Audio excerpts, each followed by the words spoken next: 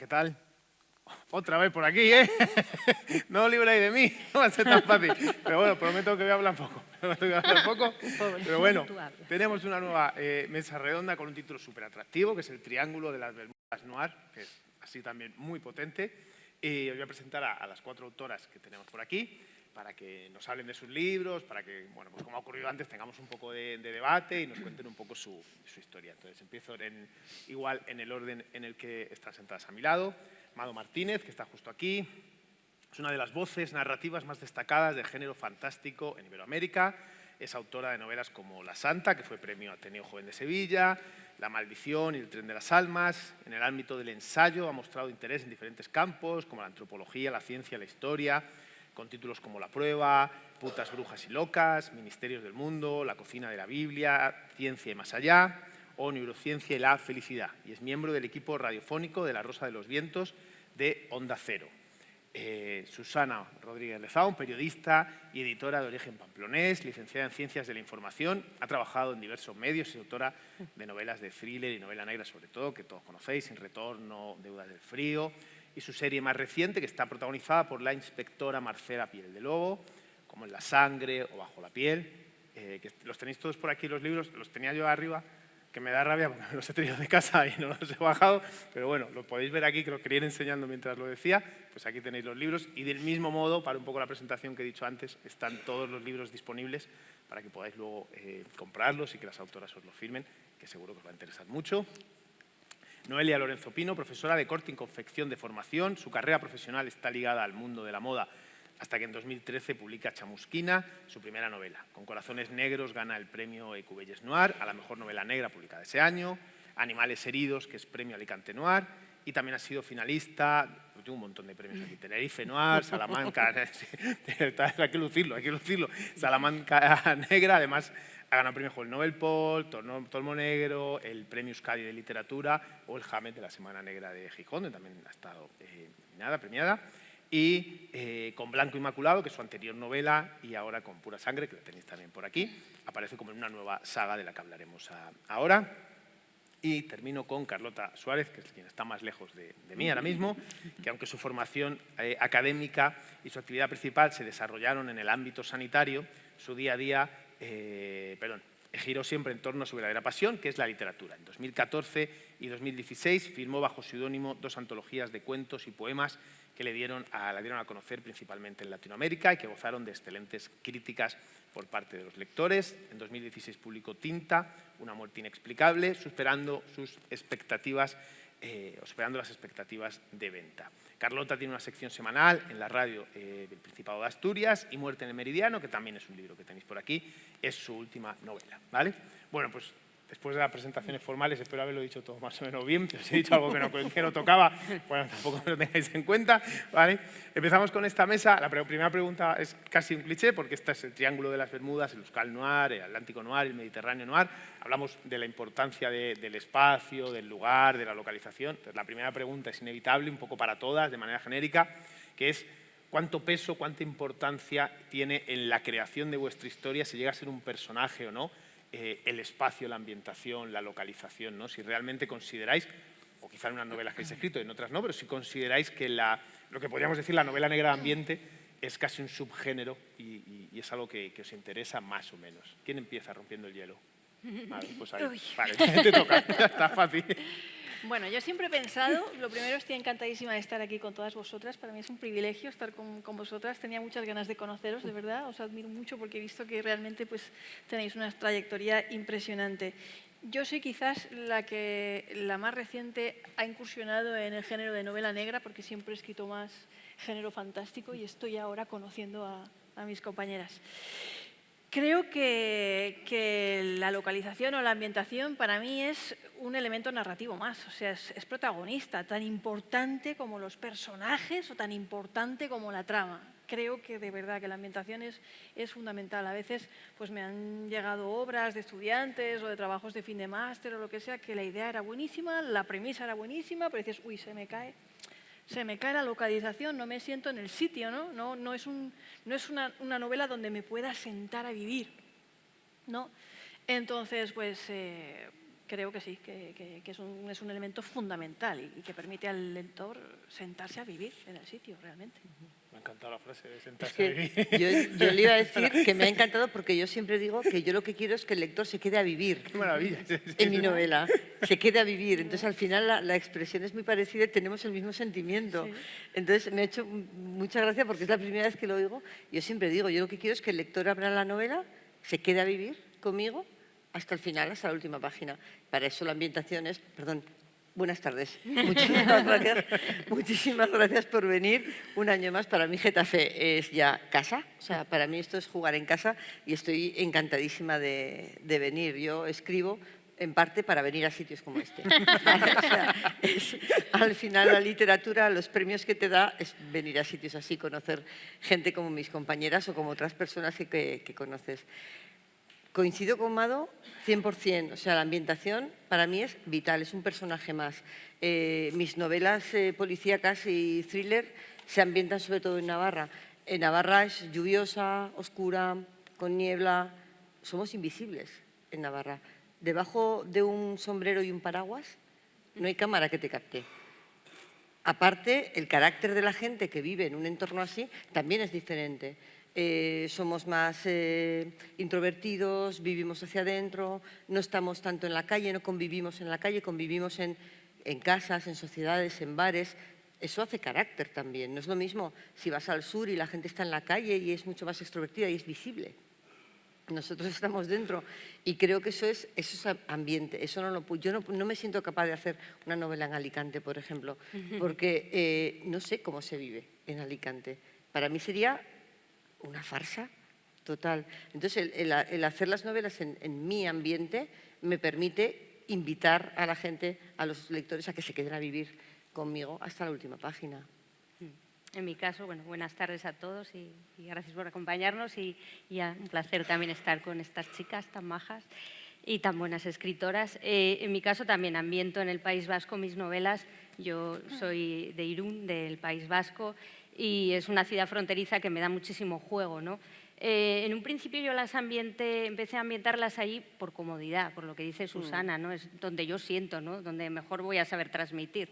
Entonces empecé ambientándolas allí y ya llega un momento que es un personaje más, ¿no? Irún, Donosti, todo el País Vasco en general, ¿no? Entonces yo me siento muy cómoda hablando de mi tierra y yo lo que busco como lectora es que las novelas me hagan viajar, ¿no? Quedarse a vivir, pero sobre todo viajar, ¿no? Y pretendo eso, hacer viajar a los lectores a mi Irún y a mi tierra. Y me pasa un poco también como a Susana, ¿no? El clima en el País Vasco, mucha lluvia, cada vez menos, ¿Verdad? no el cambio climático, pero mucha lluvia y luego un poco la carga social, ¿no? Que también tenemos los vascos, ¿no? Y hay una idiosincrasia que sabemos perfectamente retratar cada uno de nuestra tierra. Bueno, pues muchas gracias por venir a vernos un domingo, además a las 8 de la tarde. No se lo recuerdes, que se acuerden de que tengan que ir. Pero bueno, es el horario ideal para luego ir a tomarse unos vinos, así que y cerrar bien el fin de semana. Así que seguro que os lo paséis genial. Y muchas gracias a ti ya iba a decir por hacer doblete, no, creo que ya es triplete, vamos, no sé, como en Madrid, ¿no? Y bueno, gracias a vosotras, que es una gozada compartir una pasión como es la literatura con vosotras y con los lectores, que al final sois los más importantes. Yo, bueno, ¿qué os voy a decir? Comparto al 100% la visión de Mado de la ambientación de una novela. Es fundamental como lo es la trama, los personajes, el ritmo, el tiempo, todo. Yo cuando escojo, recuerdo en El Comercio, que es uno de los periódicos de Asturias, ¿no? No bueno, es local, es autonómico. En una ocasión, sabéis que la prensa escrita es muy puñetera, porque a mí me gusta mucho la radio porque tú te metes en el jardín sola, pero en la prensa escrita te hacen una entrevista como si estuvieses charlando porque conoces al periodista y de repente lo ves ahí escrito y dices, ostras, no es exactamente lo que quería decir. Y hubo una noticia que la titulaban, y además lo pusieron como titular, que era: nunca escribo sobre ningún sitio donde no haya estado. o algo así. O nunca escribo o nunca sitúo mis novelas en un lugar donde nunca haya estado. Y yo lo pensé y dije, no voy a poder escribir nunca novela fantástica, no me voy a poder ir nunca a Marte ni a Narnia, ¿no? Pero sí que es cierto que yo me aseguro de escribir siempre, o sea, no es que me asegure, es que a mí no me sale narrar en una situación donde, o sea, en un punto geográfico o desarrollar una trama en un lugar que yo no conozco, que yo no domino perfectamente. Yo situé mi primera novela en Gijón y mis dos últimas en Canarias, porque después de Asturias es lo que mejor conozco. Y también yo tiendo a soltar perlas o piedritas, es decir, yo es como si llevas una mochila llena de rocas y soy un poco egoísta, entonces lo que hago es romper esas rocas en piedras pequeñitas que reparto entre los lectores. Entonces aprovecho muchas veces para esas preocupaciones, como soy un poco yogi, Noelia, lo que hago es que esas preocupaciones creo que si todas reflexionamos sobre ellas, pues de alguna manera el mundo es un poco mejor. Y por ejemplo, en el caso de mi novela anterior, de Canarias y de Muerte en el Meridiano, me apetece mucho que un lugar como es Gran Canaria, como es El Hierro, donde reciben a miles de turistas todos los días, se conozca de verdad, es decir, que se conozca la isla, que se conozca la población y que se conozcan sus habitantes, pero la salsa, realmente quiénes son los canarios, porque hay lugares que son muy, muy turísticos y al final se desvirtúan, solamente conoces esa parte turística. Entonces me gusta mucho hacer eso también, situarlo en un lugar, pero es que hay lugares que son muchos lugares. Pensad, por ejemplo, en la Barcelona de Carlos Ruiz Zafón. Seguro que no es la Barcelona que nosotros recorremos. Pues eso también me parece importante. Sí, me surgen como preguntas y estaba hablando a Carlota y hay una que es obvia, ¿no? Pero que yo no había apuntado, pero que la voy a hacer, que es justo esto. Ha dicho, claro, si se puede o no escribir sobre lo que no se conoce. Sí, en vuestro caso, sí, que es tan claro. importante Sí, la sí. ambientación, dices, si yo no he estado nunca pero- en Murcia, que bueno, he estado porque he puesto muy cerca, pero ¿puedo hacer una novela sobre Murcia? ¿Sí o no? ¿O depende del peso que tenga la ambientación en la novela, ya decides si se puede hacer o no? Es decir, si la novela pasas muy por encima, sí, pero si profundizas un poco más. ¿Qué pensáis sobre esto? Que me genera mucha curiosidad. No lo tenía apuntado, pero me genera Yo tengo curiosidad. un thriller ambientado en Boston y no he estado nunca en Boston. Y me lo pasé en grande documentándome. De hecho, es una novela, Una bala con mi nombre, que tiene un robo en un museo y yo tengo los planos del museo. Claro. O sea, conseguí en el despacho de arquitectos del arquitecto que hizo la remodelación, los tiene colgados. Entonces yo me descargué el PDF y me los imprimí. Y donde te digo que hay una ventana, hay una ventana. Y donde te digo que la exposición que sale, sale. Pero yo no he estado nunca en Boston. Sí, y además es divertidísimo. Cada vez que estoy muy intensa con las novelas negras, me cojo unas vacaciones en modo de thriller en algún lugar en el que no he estado nunca. Para mí es maravilloso. ¿Y los demás estáis de acuerdo en que se puede o no? A ver, Pero vamos. claro, se puede, yo no me atrevo. Susana además es para documentarse súper concienzuda en La parte más divertida pero es la de la me da miedo. documentación. A mí algunos capítulos igual puede transcurrir en ciudades donde no he estado nunca, pero ostras, una novela entera yo no me atrevo, no me atrevo, soy muy insegura para eso. Bueno, ¿tú qué dices? Pues yo qué voy a decir, tengo una novela ambientada en Nueva Orleans, otra ambientada en Apple Valley, California, otra ambientada en Asturias, mi novela La Santa. He veraneado muchísimo en Asturias, he pasado mucho tiempo allí. Mi segunda madre era de Estados Unidos. El tren de las almas, o sea, eso ni siquiera está en ningún lugar, por favor. El tren de las almas es un tren sobrenatural. Es un espacio que ahora estábamos haciendo una versión audiovisual para Estados Unidos, o sea, porque se puede rodar en cualquier parte, ¿no? O sea, yo pienso que realmente lo bonito de la literatura también y que no se pierda, o sea, y los que hacen novela histórica también, o los que hacen ciencia ficción, nunca han estado en el futuro, nunca han estado en la Edad Media, nunca han estado en el pasado.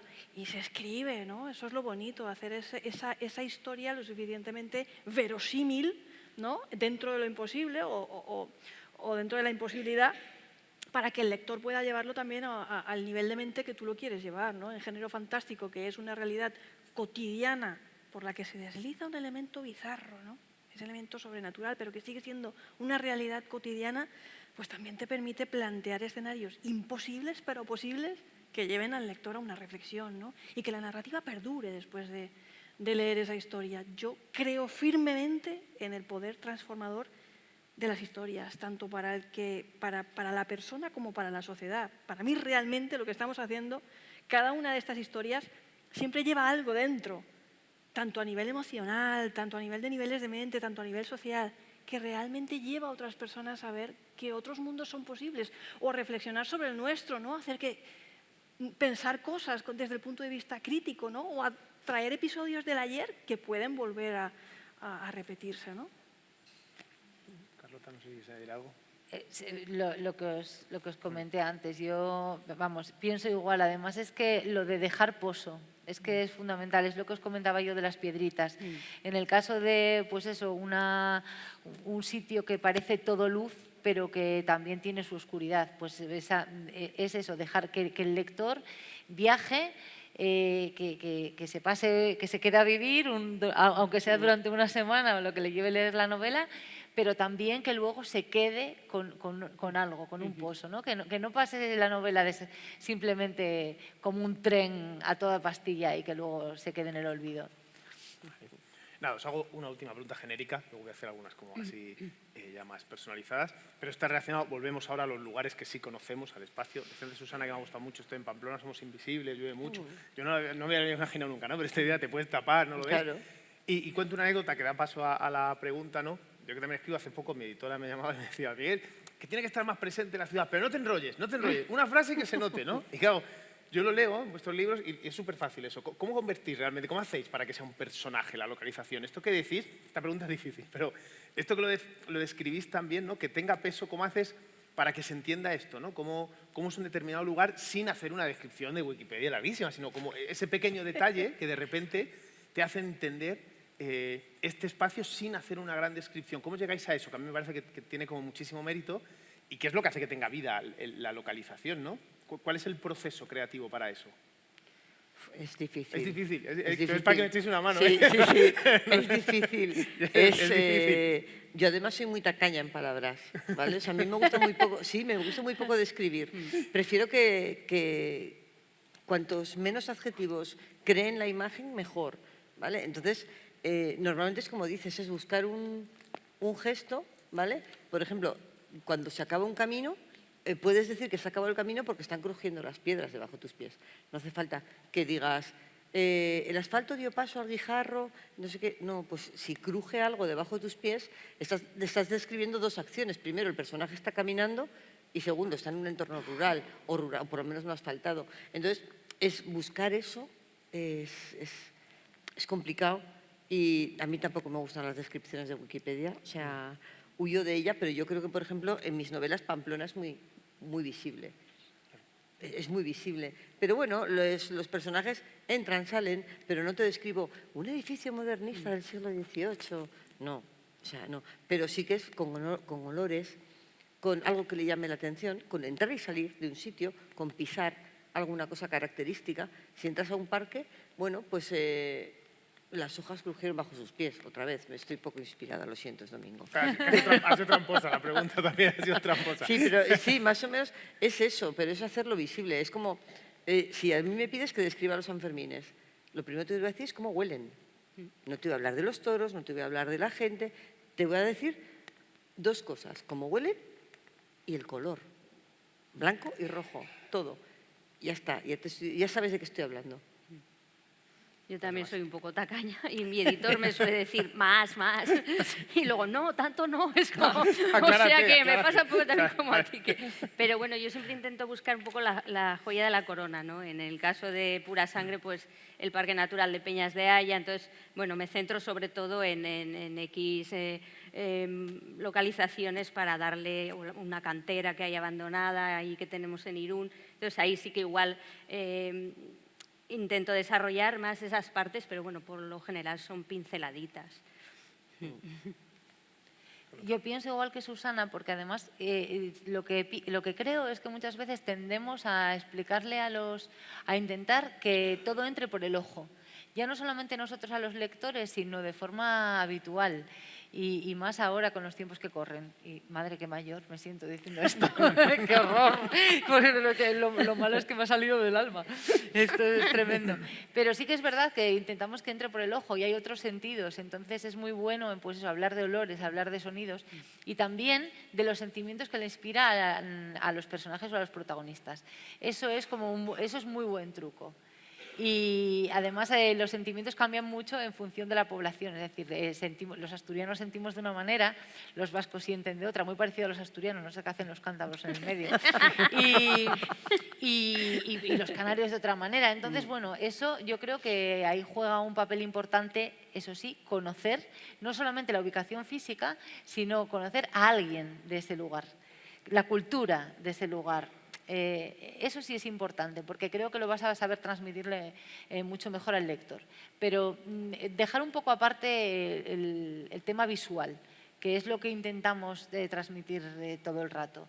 Por eso las películas y las series son una cosa y las novelas son otras. Y es todo complementario, pero son obras diferentes. No intentar con la novela escribir un guión de cine. Bueno, yo no sé si vosotros habéis visto la serie Doctor en Alaska. Sí, he dicho que no antes. Vale. Me siento mayor, pero sí la he visto. La he visto. Bueno. Sí. Para mí, esa serie es el oráculo, porque lo tiene todo. Sí. O sea, yo soy fan de la serie Yo también. Doctor en Alaska y Bueno, siempre muy lo he extraña. sido. O sea, para mí es... Hay una cosa que los fans de Doctor en Alaska decimos que Sicily es a state of mind, ¿no? Por esa frase que dice el doctor de Nueva York, es a state of mind. Es que los lugares son un estado de ánimo, realmente, ¿no? Y para mí, por ejemplo, mi pueblo es un estado de ánimo, son emocionales, te inspiran cosas, momentos, ¿no? Y en todos ellos veo esa parte de realismo mágico, ¿no? Como en esa serie, es un realismo mágico hipster estadounidense, pero es realismo mágico al final, ¿no? Pues igual que Márquez en Colombia, esa serie es realismo mágico de Estados Unidos, ¿no? Entonces yo en cada lugar encuentro esa... No, lo veo ya con ese filtro, ¿no? de realismo mágico, ¿no? Y siempre le digo a los estudiantes que tú preguntas, ¿cómo se hace eso y tal? Yo siempre les digo, no me describáis, si la casa, les pongo siempre un ejercicio. Hay una casa aquí que tenéis que decir que la atmósfera es agobiante, pero por favor no me mencionéis la palabra agobiante. O esta persona está muy asustada, pero no me podéis decir, y pasó mucho miedo. Por Dios, ¿eso qué es? ¿Sabes? O sea, y la casa era agobiante, ¿no? O sea, no. A mí me gusta mucho la poesía, tienes que dar una serie de vueltas para hacer entender, sugerir más que mostrar en literatura, ¿no? Eso es como muy erótico en el mundo de la descripción, ¿no? Sugiere, no muestres, ve creando esa atmósfera, ese ambiente, ese estado de ánimo, ¿no? Porque es protagonista, pero sin llegar a una descripción de Clarín del siglo XIX, naturalista, del realismo, y medía 2 varas de no sé qué por 4 y no sé qué, todo. Y así es un poco como creamos un poquito el tema de la atmósfera, también con las comidas, con las luces, ¿no? Alicante para mí es luz, es azul. Yo pienso en Alicante, pienso en blancura, pienso en azul, pienso en luz, pienso en sol, pienso en playa, pienso en aroma salina, pienso en la terraza que tú decías, en Pasear en el Mar. Yo esa novela la escribí, gran parte de esa novela, sentada en el Pinet, que es donde está ambientada, tomándome mi cañita, con mi portátil, delante de las olas. O sea, que es imposible no describirla. ¿Cómo no? Si la llevas dentro. Claro. Sigo contigo, bueno, ya que te tengo aquí, porque decías tú antes, veníamos de otra mesa anterior, la que hemos estado hablando, seguro que la habéis oído, esta novela híbrida, de la novela fronteriza, de lo sobrenatural, y tú en tu presentación, ¿no? Tu primera intervención, has hablado un poco de eso, ¿no? De que estás como llegando, o bueno, no cambiando de género, porque no es que te vayas a uno y te tengas que ir, pero sí que hay un cambio, ¿no? De una novela más fantástica, hablabas tú ahora del Tren de las Almas, que es una novela puramente sobrenatural. Primero, ¿por qué? O sea, ¿qué es lo que te lleva, de dónde ha nacido el interés de cambiar de género? Era la sensación de, oye, yo creo que ya se ha agotado un género y quiero pasar a otro, quiero probar o realmente quiero estructurar de otra manera. ¿Cómo ha sido ese cambio hacia esta nueva novela? Totalmente natural, orgánico y no lo percibo como un cambio. Dentro de mi producción de novela de género fantástico, o algunos me dicen, pues tú haces terror, tú haces género fantástico, tal, no sé qué, ¿cómo haces? En realidad mis novelas de género fantástico, La Santa, El Tren de las Almas, La Maldición, son historias de terror psicológico muy emocional, íntimo y emocional. Es terror íntimo, es de las pesadillas que llevamos dentro. O sea, es que no... La Santa, ¿no? Es como al final por huir de un mal acabamos huyendo de un mal peor, ¿no? Y la Santa Compañía, la Huestía de Asturias. Es como si al final lo más duro que viven esas niñas, esas adolescentes es el terror, el abandono, la hostilidad, el abuso, ¿no? Otras cosas, ¿no? Y en El tren de las almas, ¿no? Es la historia de 5 amigos que después de un montón de años sin verse deciden reunirse en la vieja estación abandonada de su pueblo a ver si es verdad, por cumplirle la tontería a una, que es la que le gustan los temas paranormales, que se aparece el tren de las almas. Y al filo de la medianoche aparece un enigmático tren. Y se suben, ¿no? Y lo que pasa a bordo de ese tren es que no podrán bajar hasta que no venzan los fantasmas de su propia mente. Eso es lo que importa. Que ese tren, aparte de ser fantasma, sobrenatural, ellos no saben si es sobrenatural o no. Ese es un genio de la lámpara maravillosa que los pone en el espejo de su propio monstruo, ¿no? Y al final da igual si se bajan o no, porque lo importante es cómo se baja uno del vagón de su propia mente. Yo siempre quiero contar una historia, siempre tengo historias que contar y me da igual el género, porque al final la historia sale sola. Y esta me ha salido así. Es como, bueno, o sea, Que bien lo explicas. no es que yo haya querido decir, pues ahora voy a hacer una novela, que a partir de ahora para venir a Getafe voy a hacer más. Pero no es una cosa que yo dijera, voy a cambiarme de género, a ver, no, son historias de personajes que me acechan, que me buscan y que me obsesionan. La verdad es que todas mis historias nacen de una obsesión y al final pues se escriben en la forma que mejor se acopla a esa historia. Lo que te he dicho, lo has explicado mucho maravillosamente bien. Carlota, voy ahora contigo. Carlota, cuando ha llegado, ha dicho que le hacía mucha ilusión estar aquí con las compañeras y demás. Pero has escrito un libro donde pones a parir a los escritores. No, quiero decir, esto es importante destacarlo. ¿Los mata? Claro, bueno, Algunas sí. pero lo peor no es que maten, pero es que merecen morir, que es ese tipo de gente. No, ahora primero, fuera de broma, iba a preguntarte un poco si realmente la novela nace de que crees que realmente el sector editorial, artístico, creativo está tan mal y si crees, ¿no?, que vivimos obsesionados por formar parte de un grupo, por lo que mostramos, por lo que vemos, ¿no? Como, creo que pues es un poco la sensación que yo tengo, ¿no? Como esa sensación de personajes que viven aislados de la realidad, ególatras, ¿no? Y que solo piensan en lo que forman o en lo que son. No sé cuál era la crítica que querías hacer con tu libro. Bueno, lo más importante es que también critico los festivales y Maika tuvo a bien tenerme en cuenta. Con lo cual es un riesgo, no sé si muy medido. Bueno, antes que nada, Muerte en el Meridiano está escrito en primera persona, pero yo tengo en alta estima a los lectores y considero que saben diferenciar entre la narradora y el protagonista, vamos, el personaje, ¿no? Y sobre todo entre la narradora y la autora, que son diferentes. En cuanto a las críticas, como ya he abierto la caja de Pandora, ya sabéis que realmente yo sí que planteo cosas que me preocupan en las novelas, para pensar y reflexionar sobre ellas, que es lo que os comentaba antes. Entonces, ¿qué es lo que planteo en esta novela, Muerte en el Meridiano? Hablo de egos. Si yo hubiese escrito Muerte en el Meridiano, en lugar de situarlo en un festival literario como lo sitúo, lo situase, por ejemplo, en un concurso de chefs, pues rodarían cabezas y volarían sartenes seguramente también, porque también la condición humana es la que es. Seamos escritores, seamos cocineros, seamos lo que sea. ¿Qué pasa? Yo me he encontrado a doctores que son los señoritos y que no hay quien les ladre, pero me he encontrado muchos escritores que son así. ¿Opino igual que Andrea Sabugo, la protagonista de la novela? No, no opino en todo igual que Andrea Sabugo. Y tengo muy buenos amigos y muy buenas amigas que escriben. Y editores que también son buenos amigos y periodistas, te quiero decir esto, no, e incluso influencers, ¿no? Pero no quiere decir que no estemos en un mundo donde los egos muchas veces ocupan demasiado sitio, demasiado lugar, o sea, un lugar demasiado... El lugar que tendrían que ocupar las narraciones, las historias, los libros, lo ocupan los egos. Y cuando eso ocurre, la historia, lo que hay dentro del libro, deja de ser importante. Los lectores, que al final son la parte más importante de un festival, dejan de ser importantes para que la persona que escribe se lleve el protagonismo. Y a mí eso no me gusta. No me gusta encontrarme en un contexto o en una mesa donde lo importante es lo que yo hice, lo que yo escribí y yo soy el mejor. Y luego me da pena el tema del egocentrismo, porque cuando tú eres el mejor de todos, ya eres tan bueno que no vas a aprender nunca nada, con lo cual es un poco aburrido. La verdad es que ya retírate o jubílate porque no vas a aprender, con lo cual...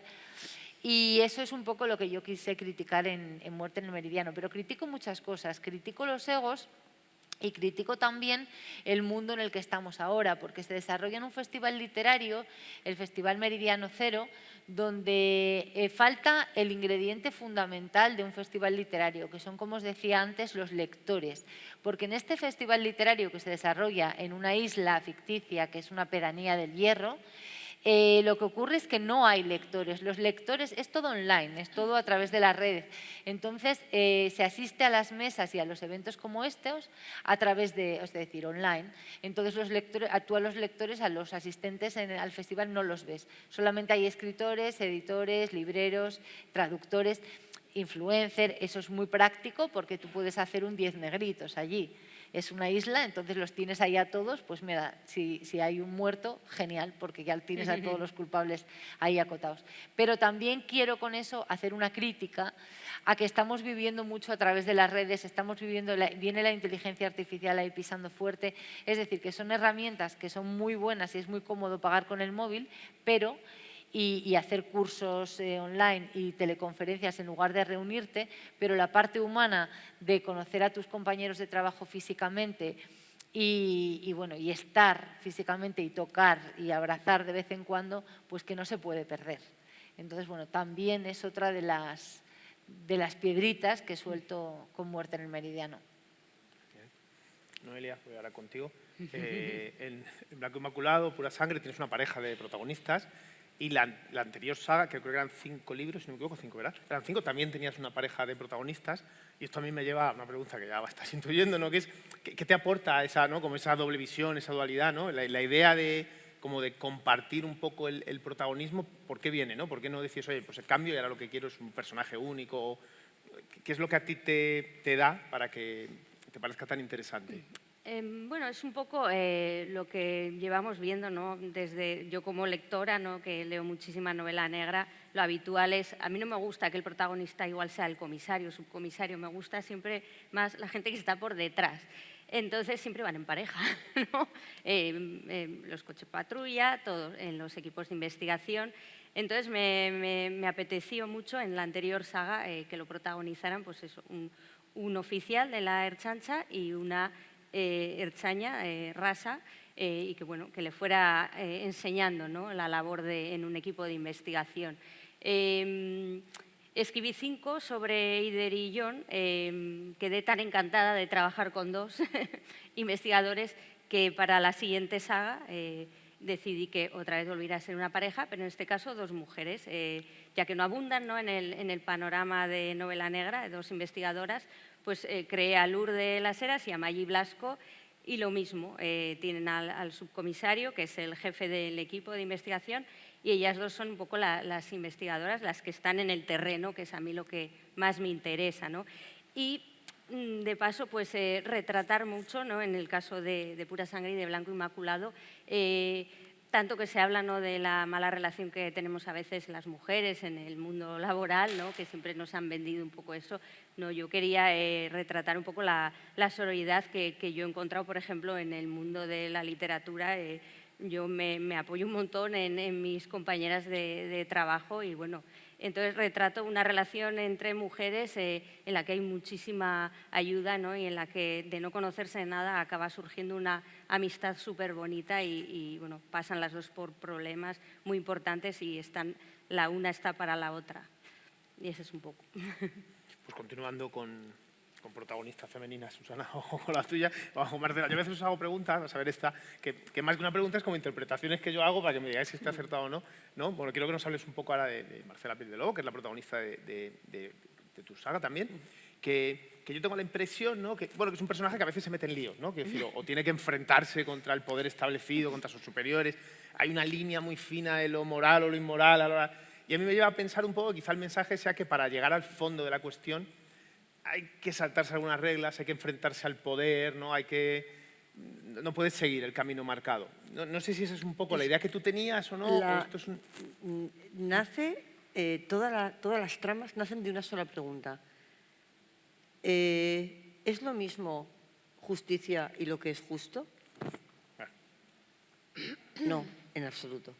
Lo que es justo es una cosa. Lo que marca la justicia es otra, a veces, te lo vemos todos los días, totalmente diferente, muchas veces sangrante, muchas veces doloroso. Y a mi personaje les cuece mucho, porque ella es una agente del orden.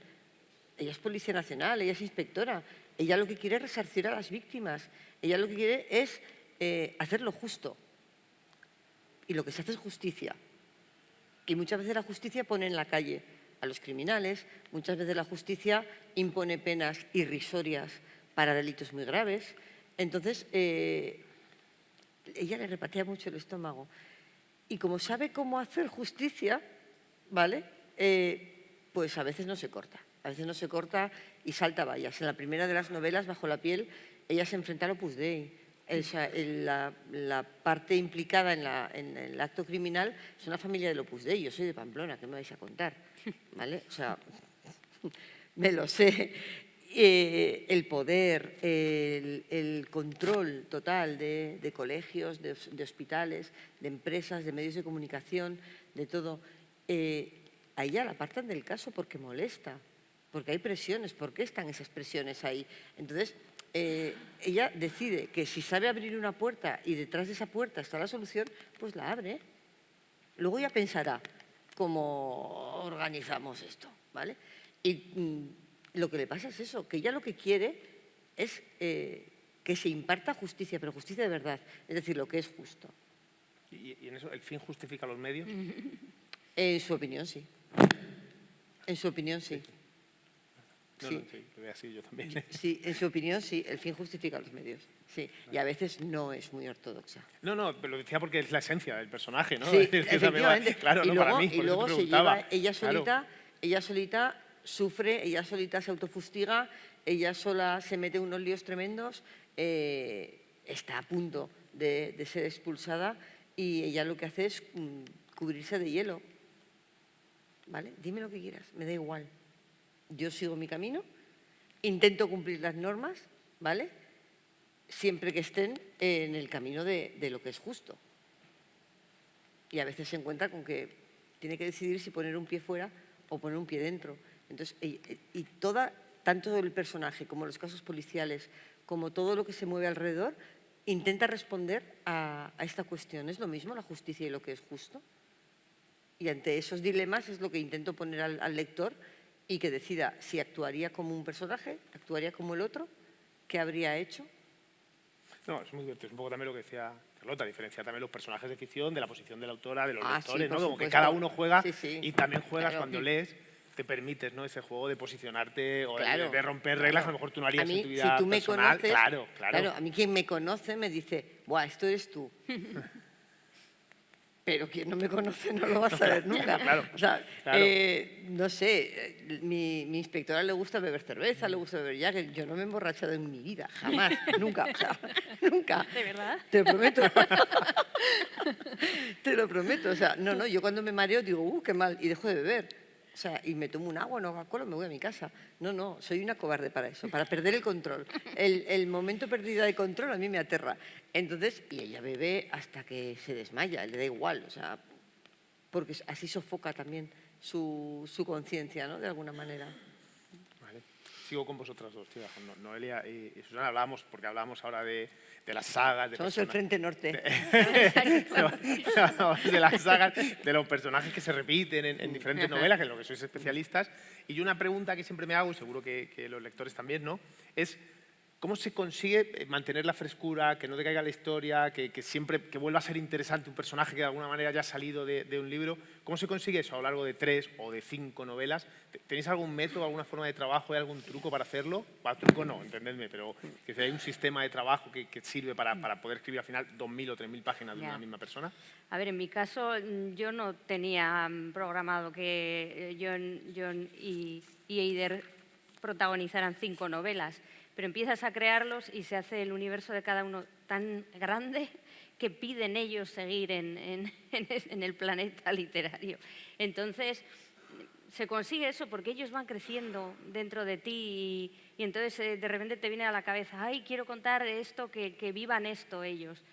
Entonces, en mi caso es por eso, porque yo no lo planeo, pero ellos crecen y piden seguir ahí y contar historias. No sé, en el tuyo. Yo comparo a los personajes con una figura de papiroflexia, ¿vale?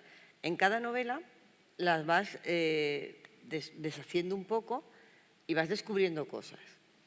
Mientras queden pliegues, mientras queden ángulos, a mí me resulta un personaje interesante, que tiene cosas que contar.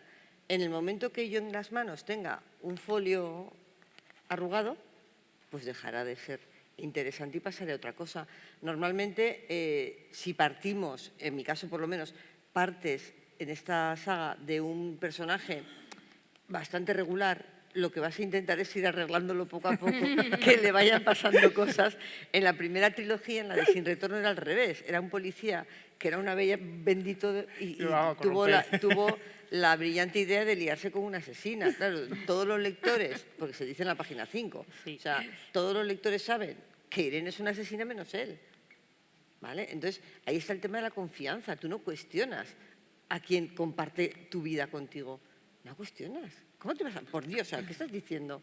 ¿No? Entonces, mientras tenga interés, ese personaje tenga aristas, a mí me resulta interesante. Si no, no les tengo mayor aprecio, ¿eh? O sea, para ofrecer, estirar el chicle de manera de... Yo no voy a... 13 novelas, 15. No. O sea, si tiene 4, tiene 4. Si tiene 2, tiene 2.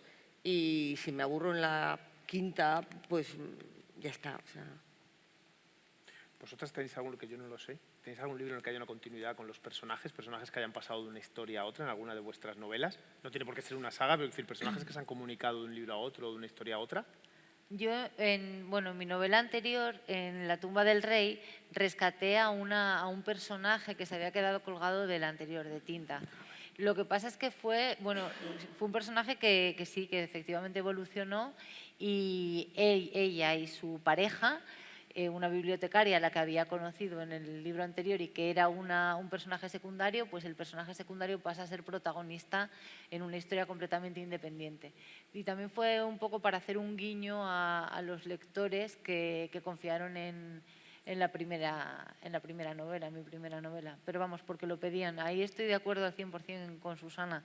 No se puede estrujar a los personajes cuando ya no hay nada que estrujar, vamos. Si tienen algún conflicto sin resolver, funciona. Si no, Vale. ¿Y tú, Majo, tienes alguna...? Pues la verdad es que no. A mí me encantan todos mis personajes, los buenos y los malos. Les tengo un cariño, pero vamos, como si estuvieran vivos, o sea, impresionante. Pero soy una fiel defensora de las narrativas transmedia, de que este personaje salte a los videojuegos, de que este salte luego al cómic, del cómic otra vez al libro, del libro a la pantalla, de que cada autor o cada director le dé otra vida diferente, como si estuviéramos en un universo... Yo qué sé, Wonder Woman de los años 50 no es la Wonder Woman de la versión de Marvel que la Wonder Woman de la versión de DC, o yo qué sé, ¿no? O en el videojuego si otro rescata ese personaje. Y pienso que también tiene una ventaja, ¿no? Y es que te enamoras, se acaba encariñando también el lector un poco más, le das más tiempo a convivir con ese personaje, a conocerlo, a verlo en otros... Yo lo defiendo eso y no se ha dado mi caso en ninguna de mis historias, pero me parece todo lo que sea transmedia, crossmedia, saltar de un sitio a otro, recoger a un personaje secundario, como ha dicho Carlota, y volverlo a poner luego de principal y tal, me parece interesante y creo que construyes un mundo grande, interesante y lleno de posibilidades, ¿no? Sí, me gusta eso.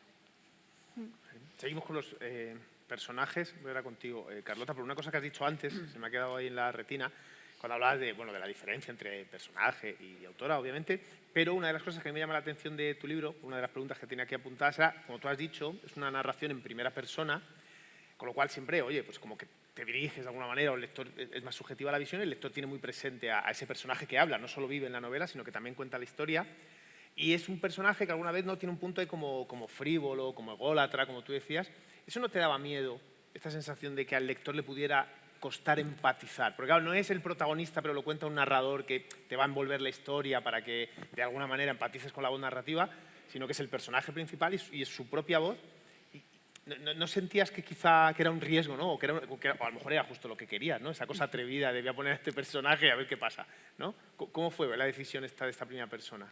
Hombre, cuando tú tomas la decisión de escribir en primera persona, sabes que siempre, ¿sabes? El riesgo no es que el lector confunda al narrador con el protagonista, porque no es una confusión. Efectivamente, la protagonista, en este caso Andrea Sabugo, o uno de los personajes principales, es la narradora, sino el riesgo es que el lector confunda al autor, a la autora en este caso, con la narradora. Si estás dispuesta a asumir ese riesgo, genial. Si no estás dispuesta, es que ¿para qué escribes? Es que, sí, entonces, claro. en mi caso, ya sabéis que, bueno, que me gusta un poco, pues eso, levantar ampollas. A ver, Andrea Sabugo es un personaje que tiene un espectro Asperger, un espectro autista. En realidad no lo digo en ningún momento, entonces lo que intento es con el lenguaje, que intento que sea un lenguaje diferente, distinto, transmitirlo, es decir, que el propio lenguaje describa al personaje, lo que estabas hablando antes de no explicarlo, no explicar qué es la patología del autismo de alguna manera, que un especialista esté dando un diagnóstico, no. A través del lenguaje durante todo el libro intento transmitirle al lector que esta tía no es normal, que sufre un autismo. Bueno, eso de no es normal ya lo podríamos dejar, simplemente que es diferente, es muy particular. Porque, bueno, para mí es una gozada. A ver, vivo con un gallego, imagínate, es mucho más difícil vivir con un gallego que ni sí ni no, que con un autista que sabes a lo que va. Entonces, ¿qué es lo que me gusta a mí de Andrea Sabugo?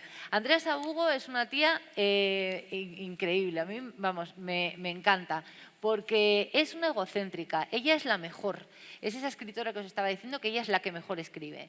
Si tú no compras su libro, la culpa va a ser o del librero, o que no lo tiene bien expuesto, o del lector que no la entiende. O sea, si el libro no te gusta es porque no la entiendes. Es ese tipo de lectora, que ella es la mejor y los demás no, vamos. Ella, para describiros a Andrea Sabugo, hay una frase que ella dice siempre que es: yo nunca leo a escritores vivos en español, o sea, en mi idioma, porque en el mejor de los casos van a escribir mejor que yo y en el peor van a escribir peor y vender más.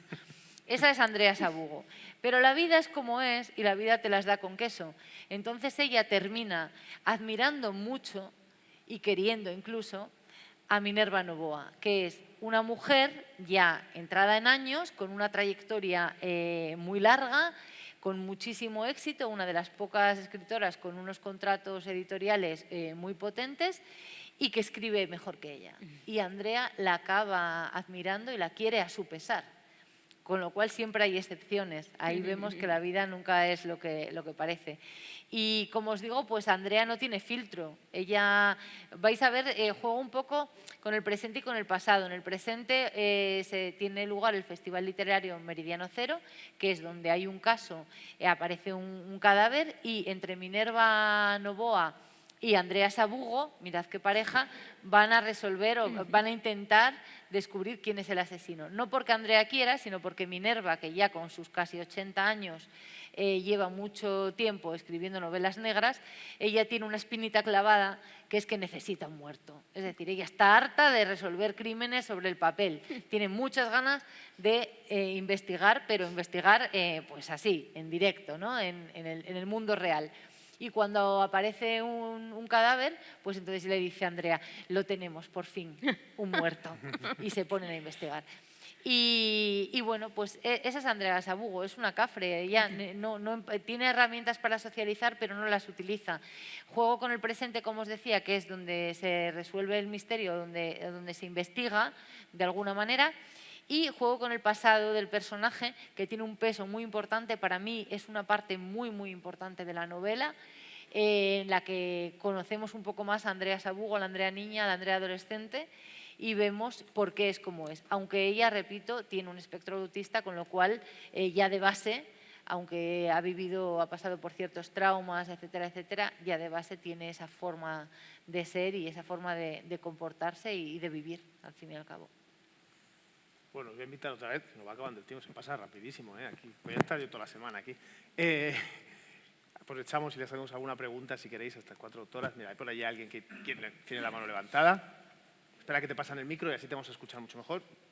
En todas las obras literarias que habéis hecho, y esto es una pregunta un poco complicada, también para ti, Miguel Ángel, si puede ser, para todos.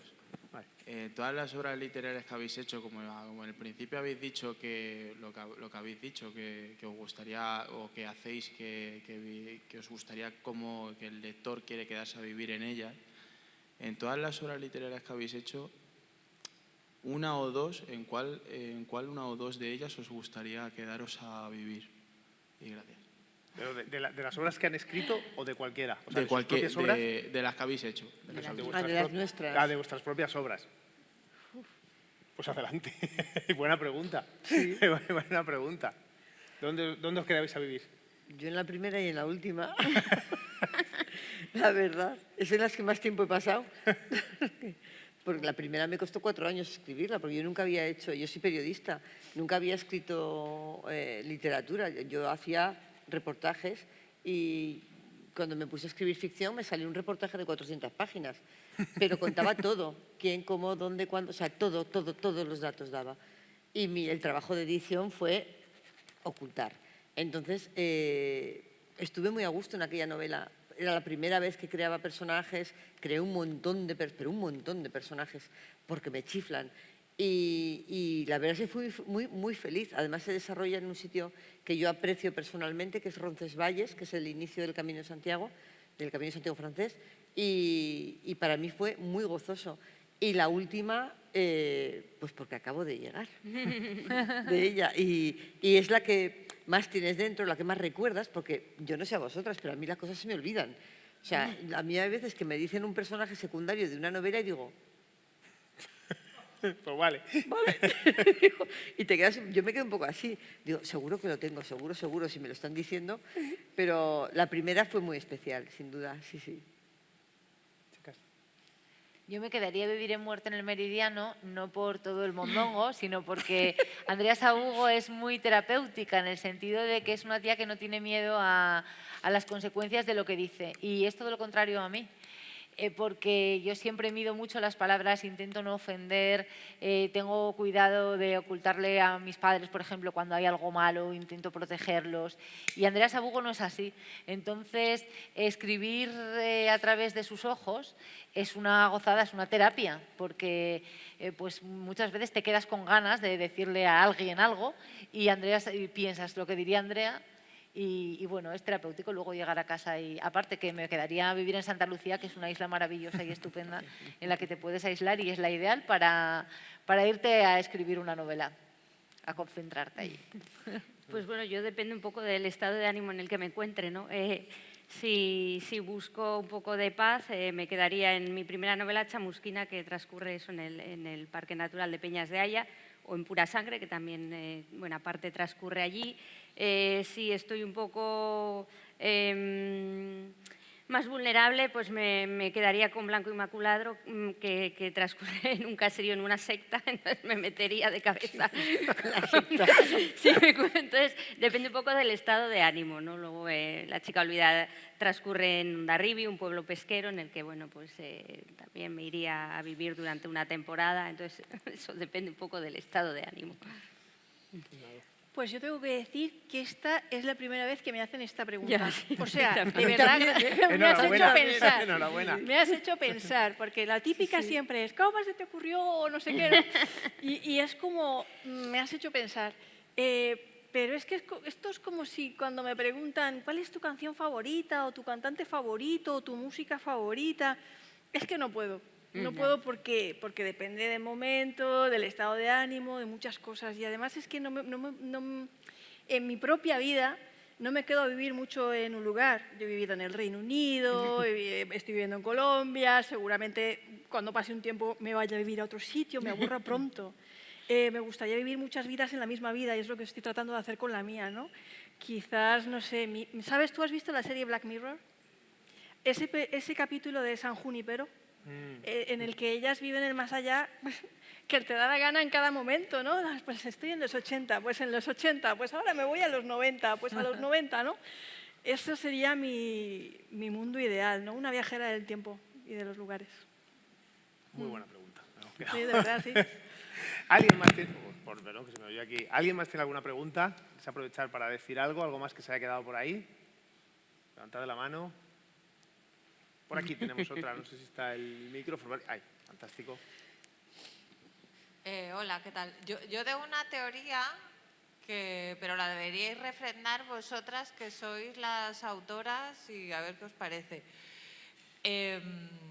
Estoy de acuerdo en que está muy bien que los autores escriban para ambientar así con garra en los sitios que conocen, pero creo que luego hay sitios, digamos, más atrayentes para el lector que otros, más simpáticos. Y yo pienso que algunos autores tenéis ya como una ventaja de partida, porque hay sitios que son más, pues no sé, más atrayentes. O sea, que no es lo mismo un autor manchego que un autor gallego, que un autor de Murcia, que un autor de Barcelona. Esta es mi teoría, y de repente me decís que no, que el autor puede transformar y que no sé. Yo creo que si algo tenemos todos los autores es imaginación, y la ponemos al servicio de la novela. Y en tu imaginación construyes lo que haga falta. Mado, un mundo. Te hace un mundo. Te construye un tren. Te pone lo que sea. Es decir, yo creo que si construyes el mundo perfecto para que la historia que tienes en la cabeza se lleve a cabo, te da igual que seas de Pamplona y hagas la novela en Tombuctú. O sea, yo creo que lo que tiene que estar es al servicio de una cosa de la otra, ¿vale? O sea, no puedes hacer una novela gélida en Alicante. O sea, Claro. Gélida de personajes gélidos, ¿vale? De espíritu gélido, y los pones en Murcia. O sea, no puedes. Tiene que estar todo en consonancia, pero te puedes inventar. O sea, es que no hay nada más divertido, que para eso estamos aquí, para inventárnoslo todo, pero todo, todo. Yo te digo, yo no he estado nunca en Boston. Me lo pasé en grande, como si hubiera estado. La ventaja sí que es a lo mejor los que vivimos en, por ejemplo, la novela negra nórdica. Tú dices, claro, lo que hablamos, ¿no? Tienen un factor psicológico, la psicología tiene, bueno, es importantísima y siempre son escritores nórdicos. ¿Por qué? Porque son ellos así, porque tienen ese carácter, porque están acostumbrados son muy introvertidos. Entonces, eso sí que tiene, o sea, esa puede ser un poco la ventaja. Me estoy acordando ahora, no sé si sabéis que Mary Youngstead, por ejemplo, vive en Arguineguín, en Gran Canaria. Y escribió, y bueno, esto es una teoría, espero que no esté nadie de Maeva por ahí, porque a mí me parece que desde que se fue a vivir a Gran Canaria pegó un bajón. Y creo que a lo mejor es porque como el pez que sacaste de la pecera. Entonces, claro, a lo mejor un escritor de Albacete sí que no puede, como estamos aquí a las 8 de la tarde, bueno, ya no son las 8, ya son entre amigos, pues que yo creo que ahí por ahí sí que pueden ir los tiros, por el tema ese del carácter. Porque, por ejemplo, tal y como expresaba Susana, lo de los invisibles, que podríamos decir, es algo que yo también siento, porque dices tú, jolín, parece que si, mira, esto lo dice mucho Dolores Redondo, dices que si llueve, hay sitios donde si la gente llueve no hace, o sea, si llueve no haces nada. Nosotros pero es que en el norte no haríamos nada nunca. No haríamos nada nunca. Hiciste la comunión lloviendo, pues que te casaste lloviendo. Entonces, eso va en el carácter y eso no le saldría a decirlo, por ejemplo, a alguien de Albacete. Claro, pero es lo mismo. Yo no podría hacer una novela en un sitio de calor porque a mí el calor me pone de un mal genio. Pues mira, La Marcela ya revisa. Me pongo yo de 29 grados para arriba. Bueno, no queréis conocerme. Entonces, imagínate, yo haría una novela de personajes cabreados. Sí, sí. Mucho. O asesinos. Y muy violentos. Asesinos por el calor. Porque a mí no se me pone a hablar. Cuando hace 31 grados, yo ya... ¿Qué quieres? Entonces, es muy difícil, es complicado, es complicado. Tienes a la jefa ahí. Pues, esto significa... Que se acabó, que se daba. Sube si quieres. que tenemos que cerrar, Obviamente, como bien dice Susana, esto significa que tenemos que parar. Pues nada, bueno, está el micrófono loco, también diciendo que nos vamos. Un aplauso para Amado, Susana, Noelia, Carlota. Gracias. Muchísimas gracias a todos, de verdad. Muchísimas gracias. Gracias, chicas. Gracias. Sin moverse. Pues es que con este triángulo de las Bermudas Noir formidable, con estas 4 magníficas, Mado, Susana, Noelia, Carlota con Miguel Ángel, vamos a dar clausura a la 17ª edición de Getafe Negro. El éxito de esta edición recae en una importantísima medida en el trabajo incansable de un equipazo. Voy a citar algunos nombres que están aquí en representación de todos. Muchísimas gracias a Miguel Ángel Martín, a Manuel, a Eli, a Yoli, a Nani. También muchísimas gracias a Pablo, a Pedro, a Isma. A Eli ya la he citado, ¿verdad? Sí. Bien, 2 veces porque se lo han merecido. Tenemos que dar las gracias a un montón de personas que han estado al pie del cañón y además con un derroche de cariño extraordinario. A nuestro querido comisario honorífico Lorenzo Silva, que siempre es nuestra brújula.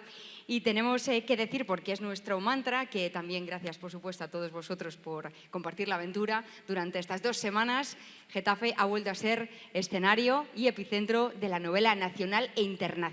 Y lo más importante, que tenemos todos una cita aquí el año que viene. Será en la 18 de GN. Gracias.